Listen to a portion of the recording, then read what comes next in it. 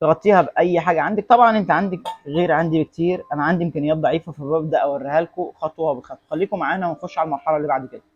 وكده بعد ما سبناها غليت وخدت راحتها، شايفين البخار اللي هيطلع ده؟ قرب.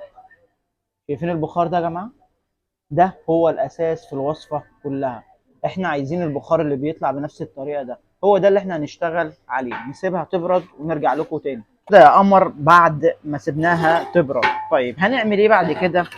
طبق عندك، وزي ما انت متعوده بتاع الابيض اللي عندي ده، اي شرب عندك بقى سبت كله، وهتبداي تعملي ايه بنفس الطريقه كده اهو.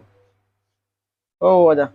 الوصفه قويه جدا يا جدعان لتطويل وتنعيم وتقويه الشعر. احنا عايزين الحاجات دي كلها، فبنحاول نقربها كلها في بعض. شايفين التوغل بتاع الخامات، يعني بتاع اللهم صل على حضره الكريم، بذور الكتان والحلبه توغلوا